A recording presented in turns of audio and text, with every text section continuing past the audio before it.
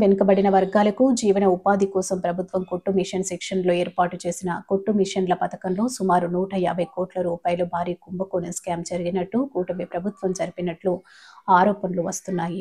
ఈ నేపథ్యంలో విశాఖ వైఎస్ఆర్ కాంగ్రెస్ పార్టీ జిల్లా మహిళా విభాగం అధ్యక్షురాలు పేడాడ రమణ కుమారి ఆధ్వర్యంలో విశాఖపట్నం జిల్లా ఆర్డీఓ భవానీ శంకర్ కొట్టు మిషన్ కుంభకోణం ఆరోపణలపై విచారణ గురించి వినతి పత్రాన్ని సమర్పించారు. ఈ సందర్భంగా పూర్తి స్థాయి విచారణ జరిపి కుంభకోణంలో జరుగుతున్నటువంటి అవినీతిని బయటపెట్టి బీసీ మహిళలకు న్యాయం జరిగేలా చూస్తారని కోరారు.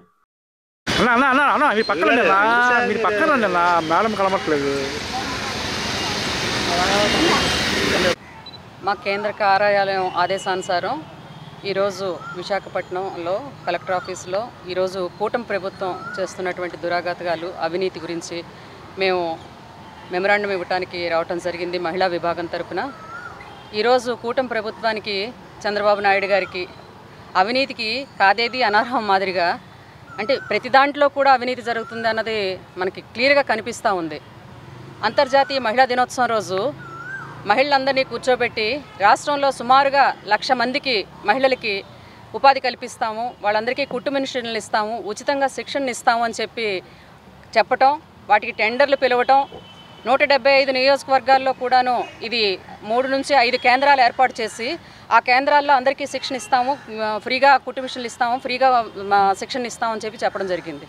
కానీ సుమారు ఇప్పటికి 3 నెలలు వస్తుంది. మహిళా దినోత్సవం అయిపోయి 2 నెలలు పూర్తయిపోయి 3వ నెలలోకి వచ్చాం. ఇంతవరకు 50 నియోజకవర్గాల్లో కూడా ఆ కార్యక్రమం మొదలైంది లేదు. ఆ టెండర్లు పిలిచిన దాంట్లో కూడా అవినీతి ఎంత క్లియర్గా కనిపిస్తూ ఉంది అంటే ఒక కుట్టు మిషన్ విలువ 4,300 రూపాయలు పెట్టారు. వాళ్ళకి శిక్షణకు ఖర్చు అయ్యేది 3,000 రూపాయలు అని అన్నారు. అంటే సుమారు 7,300 రూపాయలతో ఖర్చు అవుతూ ఉంది. దానికి టెండర్ కోడింగు 23,000 పర్ హెడ్ వేశారు. అంటే అక్కడ క్లియర్గా మనకు కనిపిస్తున్నది ఏంటంటే సుమారు 16,000 రూపాయలు అక్కడ మిగులుతూ ఉంది. టెండర్లు పిలిచిన దాంట్లో కూడా చాలా అవకతవకలు. సుమారు 65 కంపెనీలు టెండర్లు పిలిస్తే వాటిని చూడకుండానే ఇనీషియల్ స్టేజ్లోనే 56 కంపెనీలని వాళ్ళు డిస్క్వాలిఫై చేసేసారు. తర్వాత టెండర్ వేసిన తర్వాత ఒక 6 కంపెనీలని వాళ్ళు అంటే ఫైనాన్షియల్ బిడ్ ఓపెన్ చేయకుండా క్యాన్సిల్ చేశారు. ఆఖరికి L1గా వచ్చినటువంటి ఒక కంపెనీకి 5% మాత్రమే వాళ్ళు వర్క్ ఆర్డర్ ఇచ్చారు. 5% మాత్రమే. మిగతా 2 కంపెనీలు ఏవైతే ఉన్నాయో కూటమి నాయకులవి, కూటమి ప్రభుత్వం తాలూకా వ్యక్తులవి వాళ్ళకి 95% వాళ్ళకి ఇవ్వడం జరిగింది.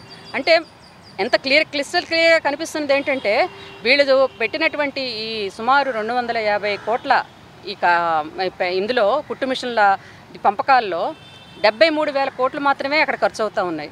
73 కోట్లు మాత్రమే ఖర్చు అవుతూ ఉన్నాయి. మిగతా 167 కోట్లు కూడాను వాళ్ళు పక్కదారి పడుతూ ఉంది. ఇదంతా చాలా క్లియర్గా కనిపిస్తూ ఉంది. ఇదంతాను అంటే రాజకీయం చేయడం అంటే పూర్తిగా ఎక్కడ ఎవరి దొరుకుతుంది, ఎక్కడ అవకాశం దొరుకుతుంది, ఎక్కడ మనం సంపాదించుకోగలము అన్న దృష్టితోనే ఈరోజు ఈ కూటమి ప్రభుత్వం నడుస్తుంది తప్ప నిజంగా మహిళలకి ఒక న్యాయం చేయాలి, మహిళలకి ఆర్థికంగా కానీ వాళ్ళకి మనం సపోర్ట్ ఇవ్వాలి, మహిళల్ని ఆర్థికంగా బలపరచాలి, వాళ్ళకి ఒక ఉపాధి అవకాశాలు కల్పించాలి అనేటువంటిది పద్ధతి అయితే లేదు. జగన్మోహన్ రెడ్డి గారు అధికారంలో ఉన్నప్పుడు మహిళల కోసం ఎంతో చేశారు, మహిళలకు ప్రాధాన్యత ఇచ్చారు.